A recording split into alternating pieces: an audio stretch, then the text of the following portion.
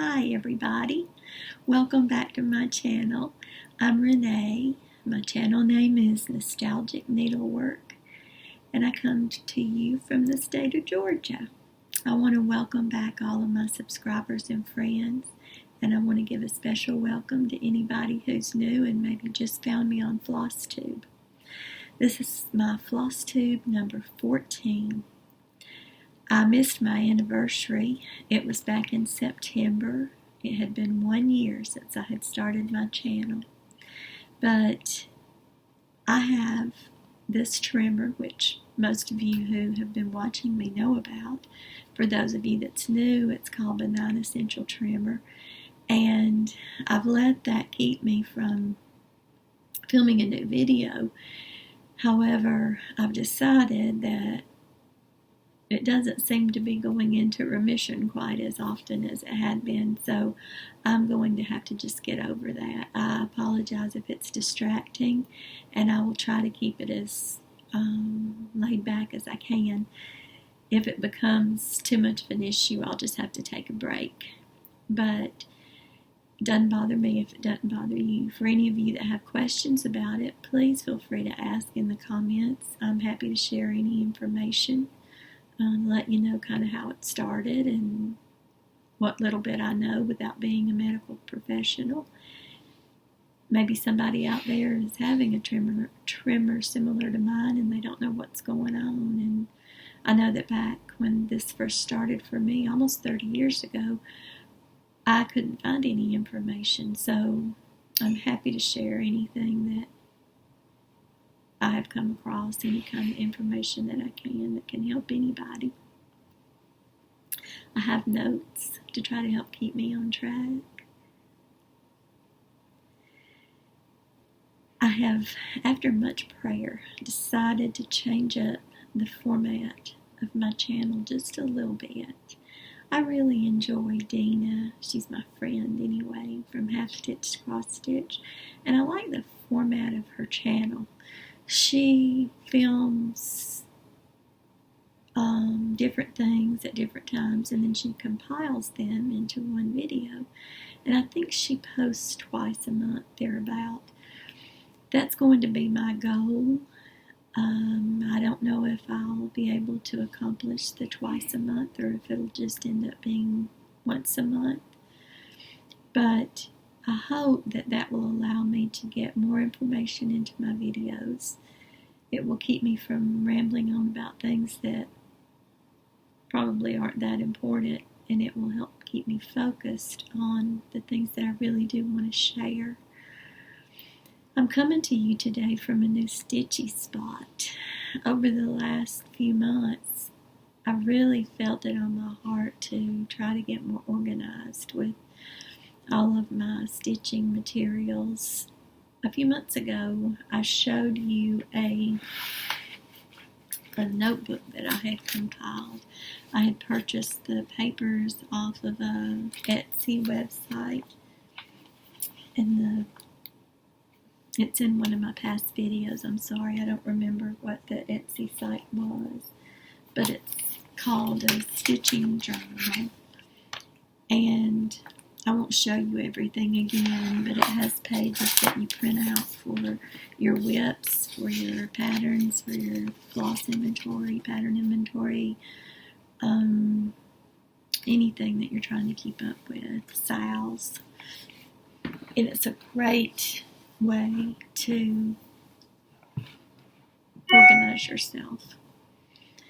But I felt like I needed a little bit more in-depth and concise way of keeping up with everything. I've had the X-Stitch app on my phone for several months, and that's great for when I'm out shopping or something and I need to know what threads I have or what threads I need. But I still didn't feel like that was quite the coverage that my people might need to keep up with everything. So I have created myself, I use a Mac, and I use the numbers program to create a spreadsheet for myself. Right now it's more of an inventory of the patterns that I have, the fabrics that I have, the flosses that I have, and I'm hoping to continue to develop that into a sheet for more in depth, so that if I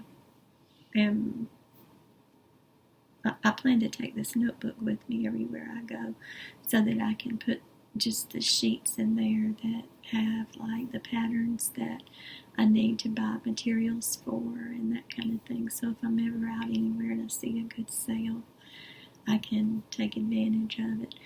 I don't get out of the house much. I have severe anxiety and depression, and I've dealt with that most of my life. But as I've gotten older, it seems like I've become more of a homebody, and so most of my shopping is done online. And I'm finding that as I get older too, I don't like having myself real spread out. I like to know where things are and be able to go to them. So the way this new Stitchy Spot came about, I had and still do have my patterns in my piano studio, where I taught piano lessons for many years. And that works well as a place to store them where they're safe and dry and organized. But I needed a spot, I felt like, where I could stitch and have the current things that I'm working on near me, where I could sit in my chair and have my outline and have my I have a rolling little suitcase that I keep my current whips in, and something popped up on my screen that's distracting me, and a place where I could film my videos and know kind of where everything was, so that I wasn't scrambling to get up things and then try to take them back and put them away. So this is working real well. It's very preliminary. This room was always our nursery, and then became one of the kids' rooms as they, got older. And it still is a guest bedroom, or I sleep in here sometimes when Skip and I are on real different schedules. He goes to bed early and gets up early. I go to bed late and sleep later. And so sometimes, I guess this is a bedroom / my room / guest bedroom / cross-stitch room. But I'm looking forward to using it as a place to display cross-stitch that I've completed back here. And just feel like it's a calming spot. I have a wax burner in here where I can enjoy different fragrances. Bailey has her little food bowl and water bowl in here, so she can, it's also good because she can lay on the bed and look outside. And she's 10 and she's been diagnosed with diabetes, so she naps a lot through the day, so it's good for her to, she's still with me in here, but she's not trying to always get up in a chair that doesn't have enough room for both of us, or she still feels like she's with me without being right on top of me. Most of the time, sometimes she does get right on top of me, but that's okay too. I still have a lot to do with this organization, and sometimes I have to just leave it for a few days or weeks to kind of feel out, okay, this is working, this is not. How do I want to rearrange? My main goal is to keep it a tranquil spot and not junk it up, because that seems like it's so easy to do. And I'm really working hard to try not to. I haven't even hung anything on the wall yet because I'm not sure how I want to decorate it. But that's going to come later on. I think I want to start, and I may have to do this in clips, but I'd like to get through this first little section before I pause. I have 3 clubs or subscriptions that I stick to that come to me throughout the year. The first one I joined about 6 months ago, and I've mentioned it before on my videos. It's the Color and Cotton Fabric of the Month Club. Even though I've been stitching since the early 80s, I had never really built up a stash because I don't have an LNS in Georgia other than stitchandfrog.com. And it's not a brick and mortar store, it's just an online store, but it's great. I've ordered a lot of things from them. So my LNS is online. I order a lot from Jen's Stitching Niche. Her customer service is amazing. I met Jen at a stitching retreat by Katrina Boyd up in Sevierville, Tennessee. I highly recommend through Etsy, Jen's Stitching Niche. Another place I order a lot from is Kitten Stitcher. I met Teresa with Jen at that same retreat, and now that Teresa has a website, her customer service is amazing as well. So I order things from her. I order from Gulf Coast Stitches. Julie has amazing customer service. And I guess my other main go-to is 123 Stitch. They have, from my experience, great customer service, a great selection, especially with threads and fabrics. When I signed up for the Color and Cotton Fabric of the Month Club, I wanted to start out with even weave, and my go-to is 28 count, usually.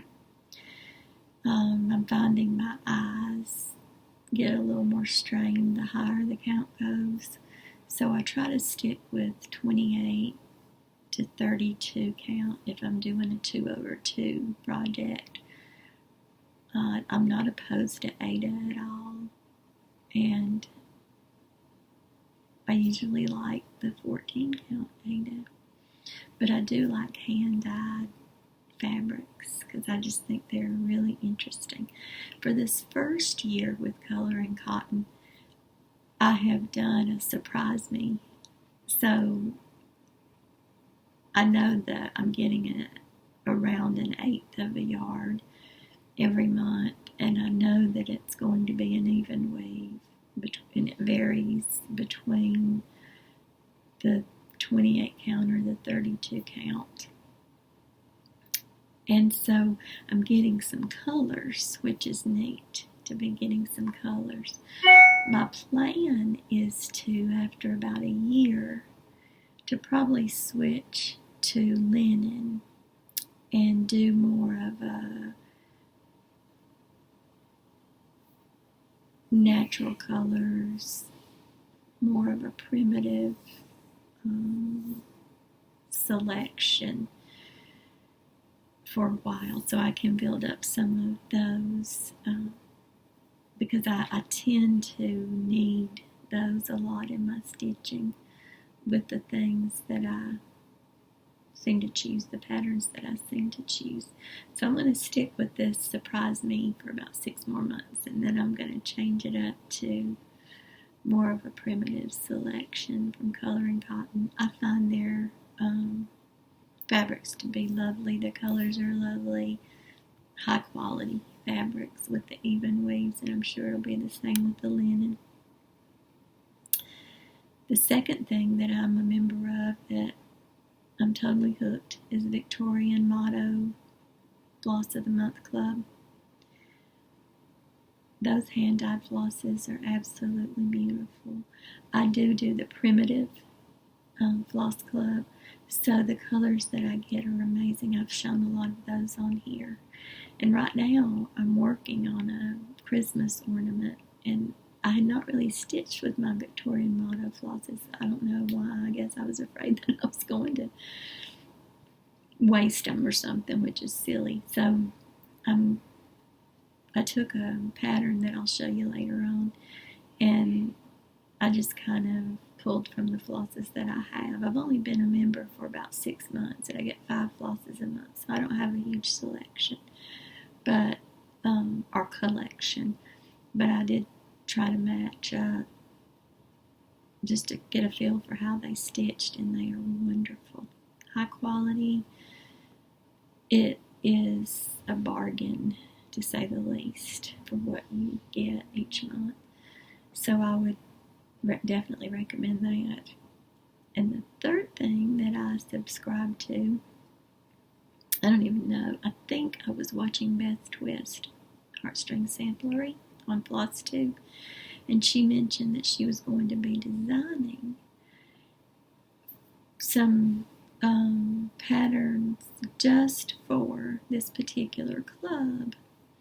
And it comes from Country Stitcher.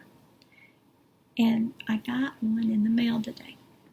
So I'm going to open it with you all to kind of show you how it comes. I apologize for having to bend down. I'm going to cover up my address here, but it's Country Sampler. And they come maybe once every 3 months. The first one I got was from Beth Twist, Heartstring Samplery pattern, and it is the Philip Foster Farmhouse. I'm not quite finished with it yet, so I've shown the work in progress if you go back to some of my previous videos, but I haven't completed it yet, but I'm not far from being finished on that one. The second one I got, I have not started yet. It's another farmhouse. I think all of these are going to be farmhouse patterns.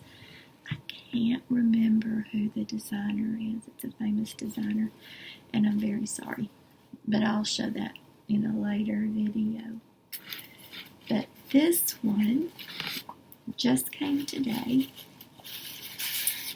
They come wrapped in this pretty paper with jute string around it. So it's like getting a present every month or every delivery.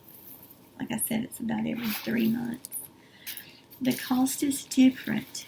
You can count on it being about $50. But that is everything that you need to stitch the project. That's the flosses, the fabric, and the pattern. So if you get, and they are patterns that are only with the series, so it's not something that you can just go out and buy at the store. I'm excited to see what this one is. Let's see. Oh, this is a Kathy Barrick, and it's called Sunflower Farm. And this is the pattern.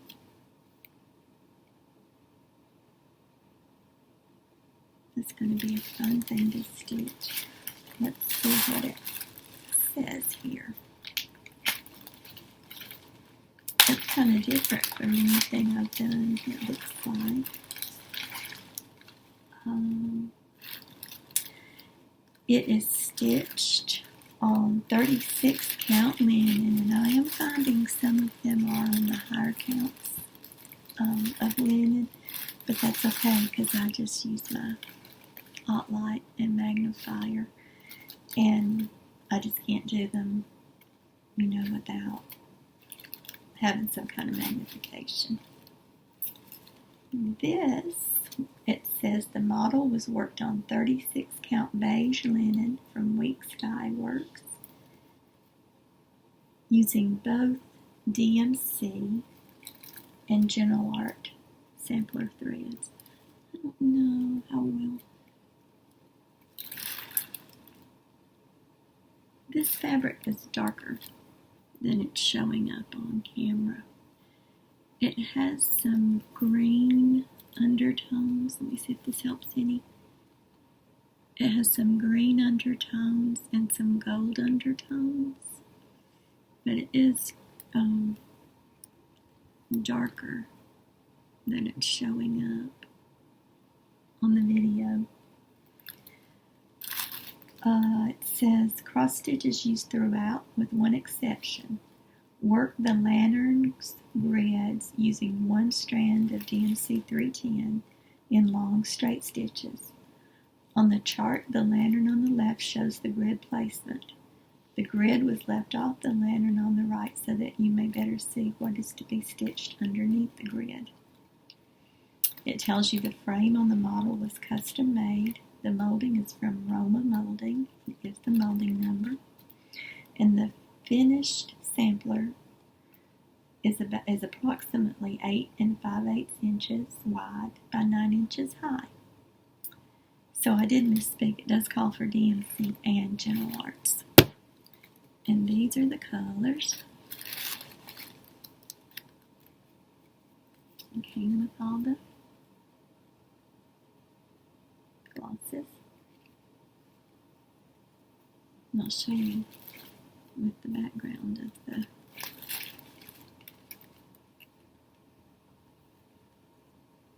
get a better hold of this.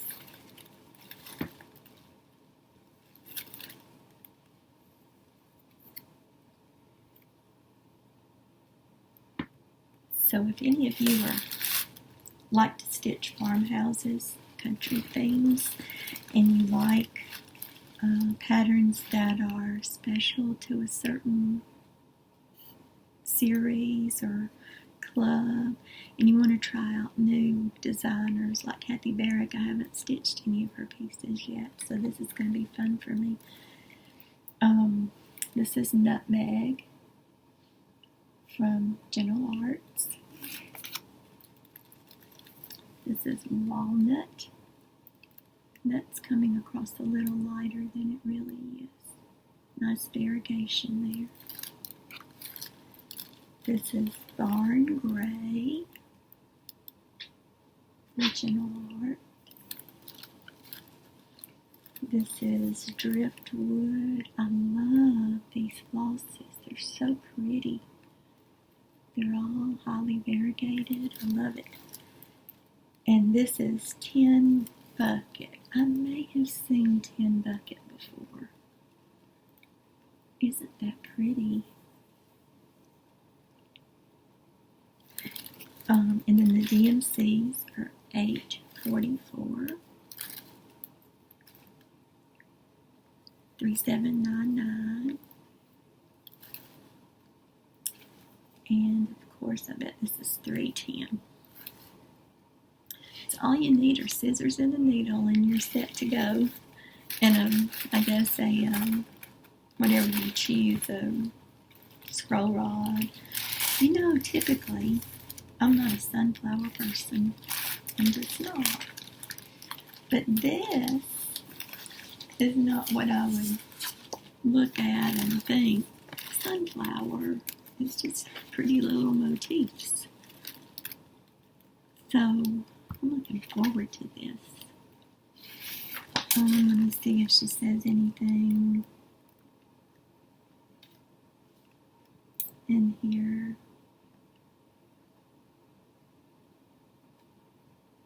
That I probably need to share. No, not really. I don't see anything.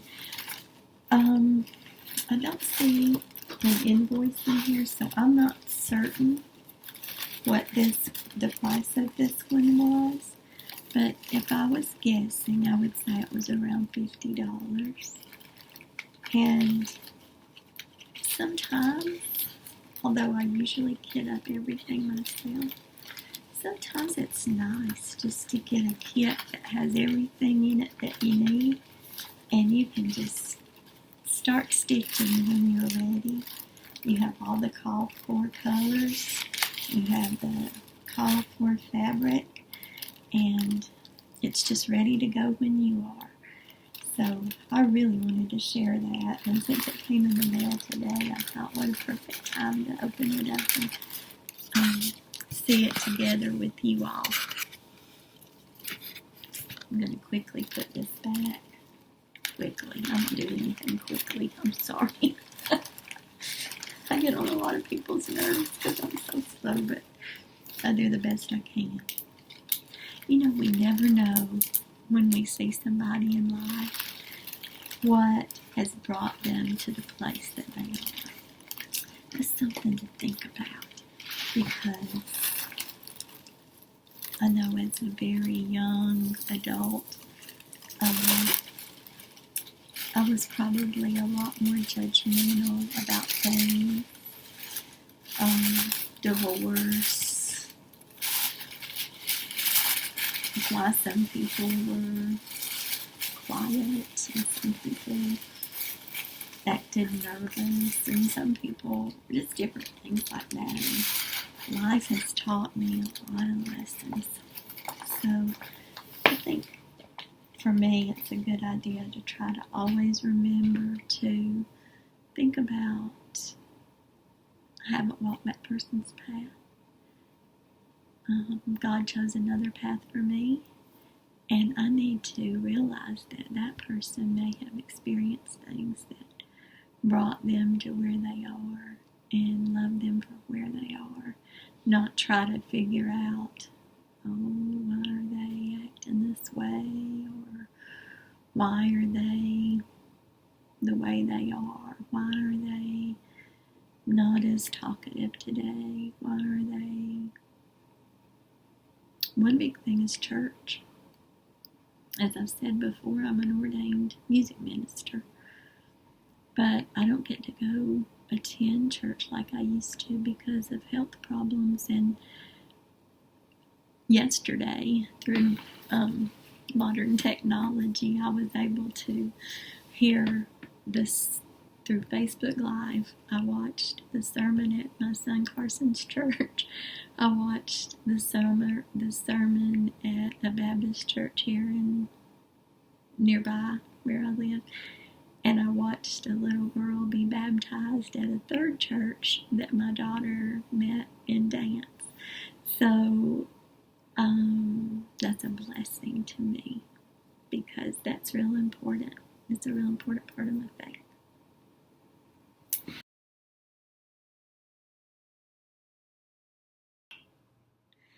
Moving on to whips. This first whip, work in progress, that I want to share with all of you is from Hands Across the Sea Samplers by Nicola Parkman. I have become such an admirer of her work. I think that her reproduction of samplers is beautifully executed, and I couldn't wait to get started on one. I've purchased about 4 or 5.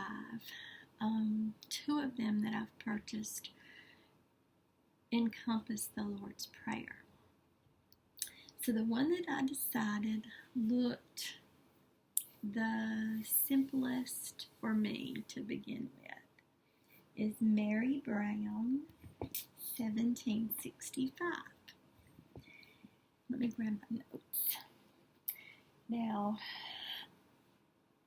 Mary could be stitched on a much smaller weave fabric, smaller count fabric, but I wanted to enjoy the stitch, and this is kind of my learning piece, my jump into the water piece, with samplers and with Mary Brown, reproduction samplers, and with Mary Mary Brown through Nicola Parkman.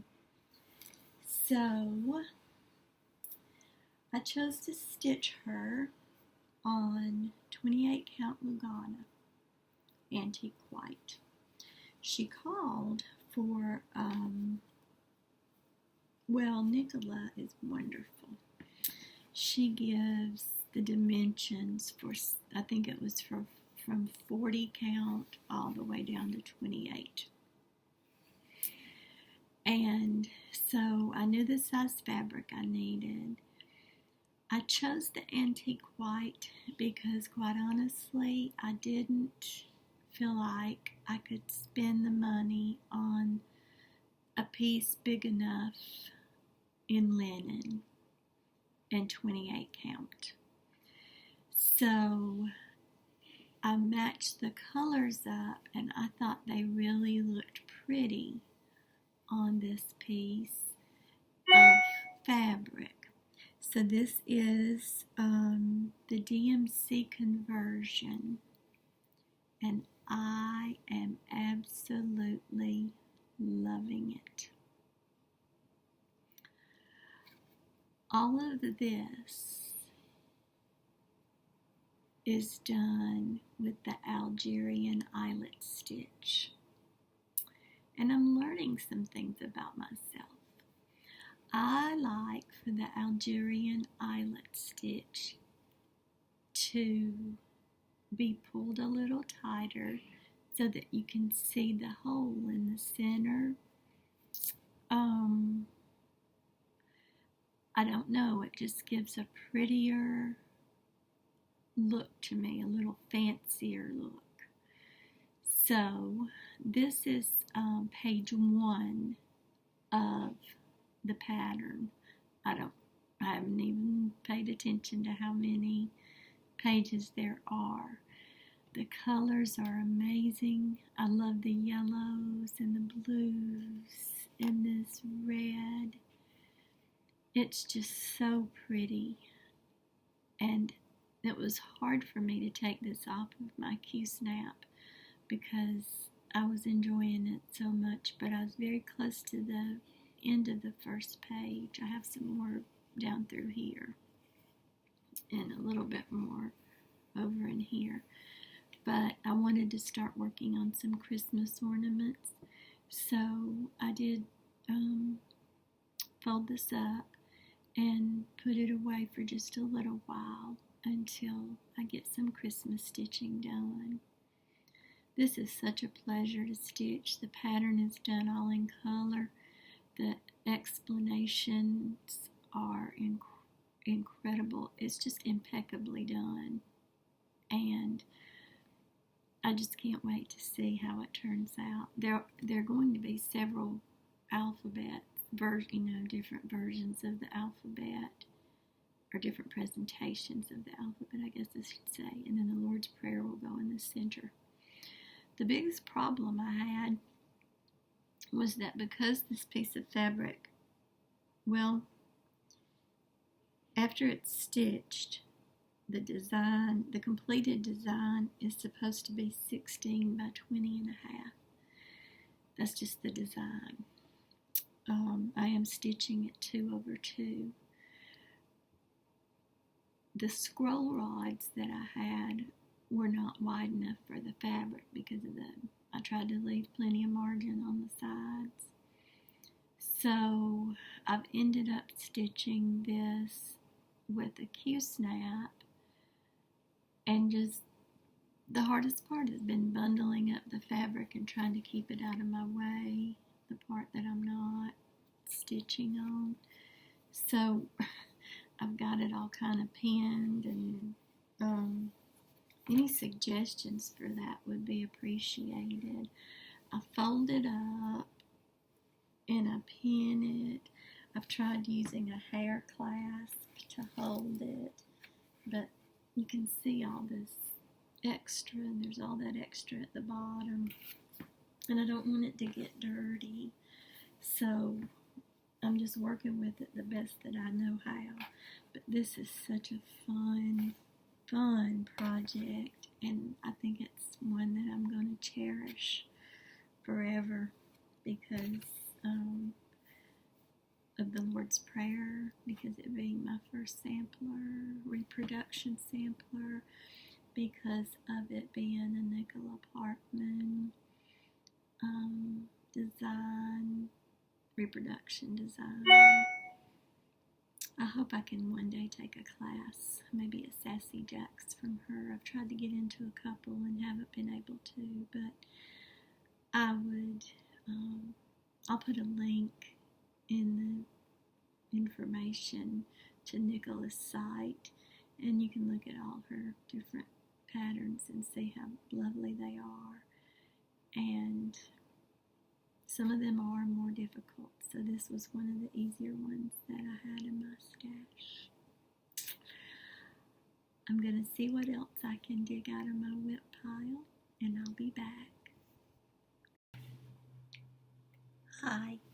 The next whip that I want to share with everyone is the first that I received in this series from the kit that I showed you today that I got in the mail from Country Sampler, I believe. Yes. And I'm going to add a link to that website at the bottom of the video. This is the Beth Twist piece. It's the Philip Foster Farmhouse. Once again, this came with all of the materials needed to complete it. It's stitched on linen. I believe it's 32 count linen. I don't have the actual original pattern here with me because I always make a working copy and I put those back in storage so they don't get ruined.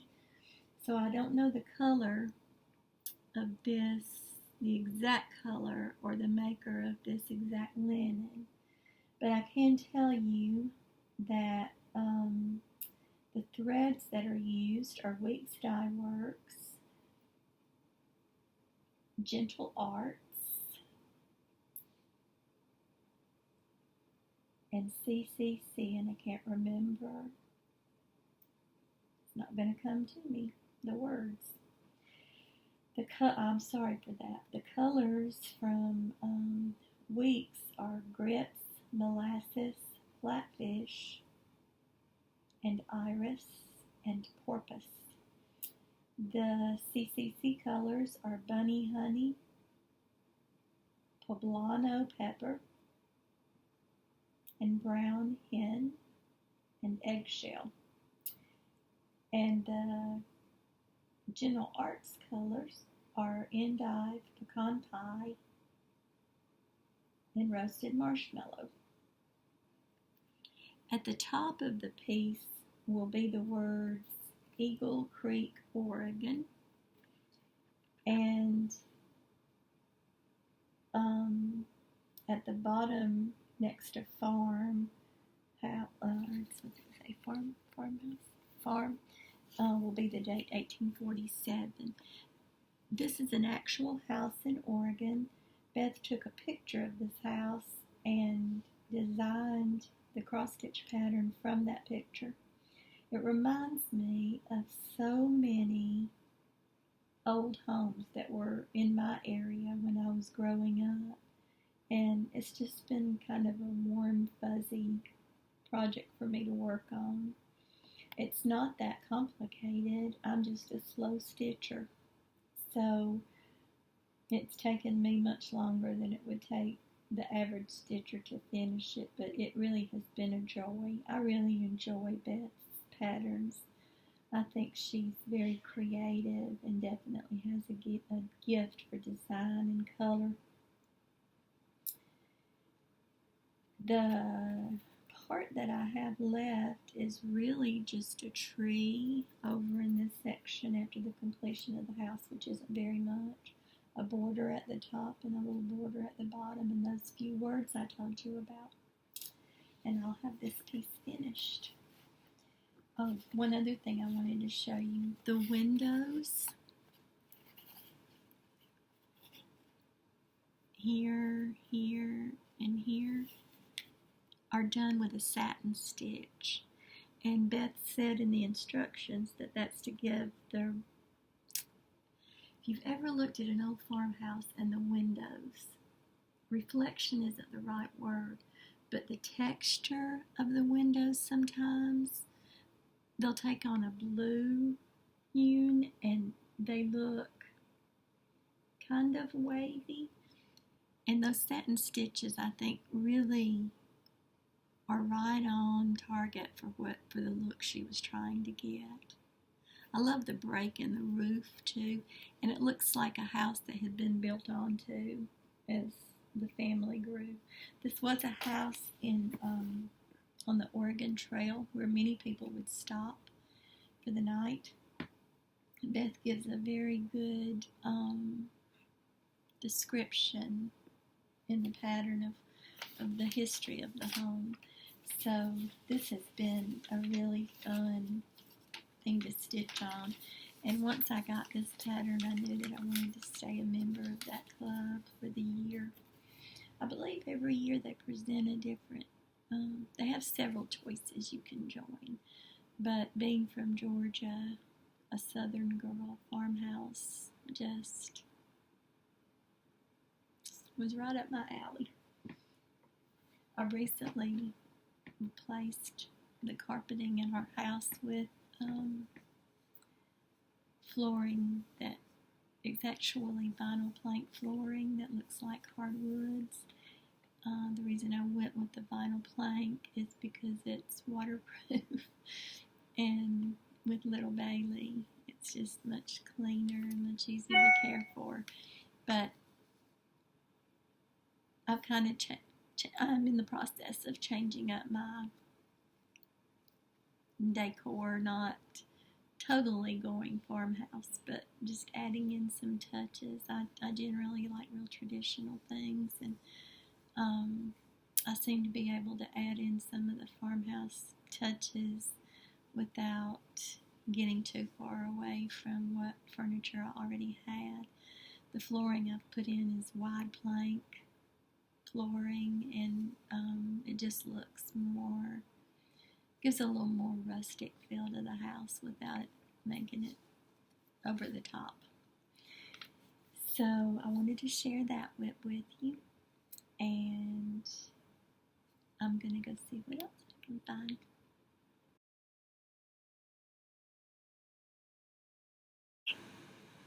I'm sorry, I don't know what happened there. I hit the button and it paused. So I'm just trying to splice those together. But this is the pattern. It's all finished 1/1.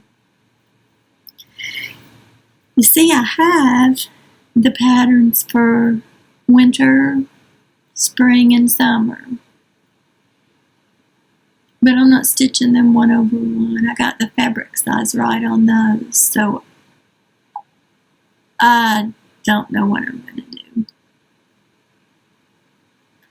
Suggestions are much appreciated, because my plan had been to put them on something like Priscilla-fied so that I could change it out with the seasons and not have to change the whole thing. I could just change out the stitching piece. And so I don't know. I just don't know. It's kind of cutesy, a little bitty. I don't suggest you do it 1/1. I do suggest you measure your fabric 2 and 3 times. And I suggest that you try to get it in the center of the fabric so that you don't have a little margin over here and a right big margin over here. Live and learn. I should have learned that a long time ago. I'm too old to be making these kinds of mistakes. The second finish I want to share with you is my first Mill Hill buttons and beads kit. This is Country Church. Now, if you look at the pattern and you look at my piece, they're not going to look the same. I took liberty with the beading and just kind of made it my own. I loved the way that it was beaded on the original pattern, but I was getting frustrated trying to figure out. The pattern felt fussy to me, and it was hard to follow for where the exact color beads went. I think I was a little nervous. This was my first Mill Hill kit. I've beaded things before, so it wasn't my first experience of beading, but it was my first Mill Hill kit. So I've relaxed a lot since then, and I made it a little more Christmassy with the different colored beads down in this area. I can't decide if I'm going to, this is part of a village series, and I can't decide if I want to do these in the little frames and maybe sit them underneath my Jesus tree, or if I want to put them in the frames and sit them in the limbs of the Jesus tree. I'm just not sure what I'm going to do yet, but I was real proud to get my first Mill Hill bead button and bead kit completed, and I love to stitch churches, so that made this one special to me.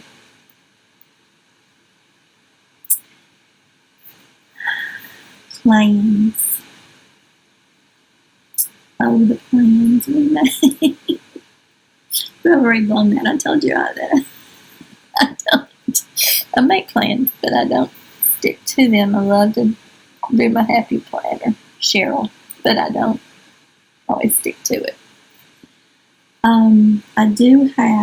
I have selected some ornaments that it's my heart's desire to get completed before the end of definitely to go on my Christmas tree for this year. My son Austin's birthday is December 7th, and I am trying not to put my tree up before his birthday because I don't want his birthday to get all lost in Christmas. I want him to be happy that he's born near the date that we celebrate Christ's birth, not feeling like he's competing. Now he's 30 years old, so he obviously has been through this before. And when they were little, I did put the tree up because they would get so excited about Christmas that it wasn't a big deal. But just so that he knows Mama's remembering, I'm not going to put my tree up until after his birthday. I have put out some my nativity scene is out and some other decorations. The patterns that I've picked for this year that I hope to get finished this season. I can't show you these two because this is my working copy. The real pattern is back in my piano studio where I have my patterns stored, and I didn't want to drag all that out. I've chosen from Country Cottage Needleworks, Angels We Have Heard on High. I've chosen 3 Lizzie Kate three. It's from 2014 Lizzie Kate little stockings. One is Silent Night, one is a Reindeer Sampler, and one is Unto You Is Born. And I've chosen Country Cottage Needleworks Silent Night. It was put out in 2012. It's of the church also. I can't decide. It calls for pearl gray linen, and I haven't decided yet if I'm going to do it on the same gray Ada that I'm doing the front one on or not. Angels we have heard on high will probably be done on the same data. The stockings, I want to do them on something from my stash that's a little bit more prim. Or maybe the antique white. I don't know. I have a lot of that antique white Madonna, and I love it. So, the colors will do for either one. Because I'll probably stitch more of these in future years, and I don't want them to look all alike. I gotta bend down one more time, and I'm sorry. This will be the last time.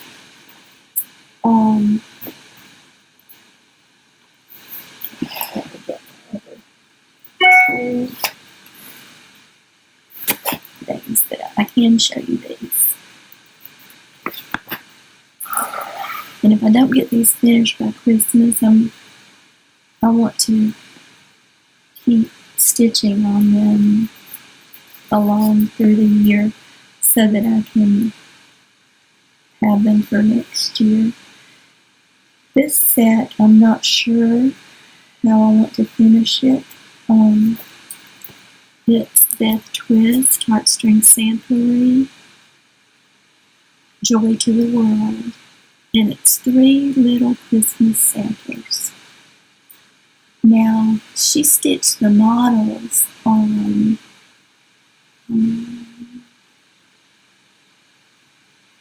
Weeks Dye Works 35 count. I don't see here where it says the color, but it is linen. That was for Joy to the World. Heaven and Nature Sing was, I think, 28 count linen. And then Let Every Heart is on the 35 count linen. It calls for Weeks Dye Works glosses, but she does give, she does combine some DMC with that.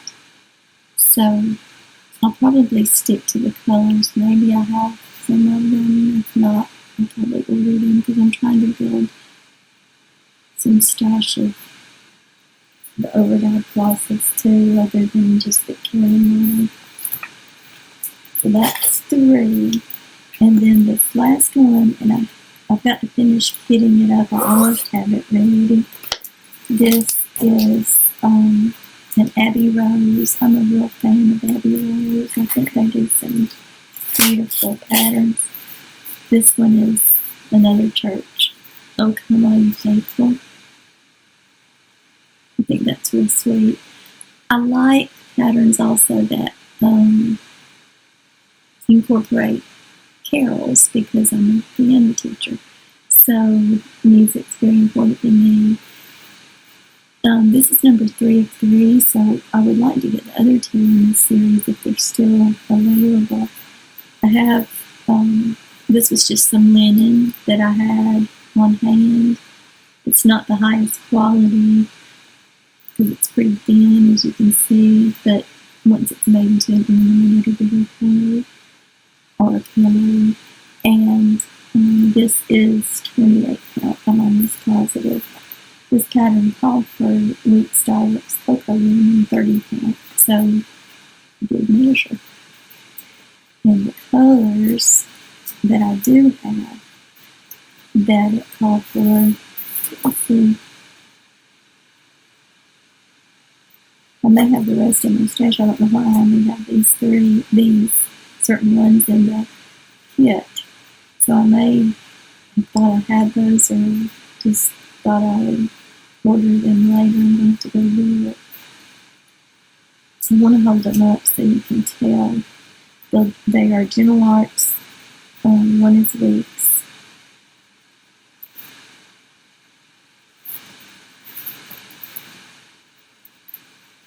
But they're really pretty.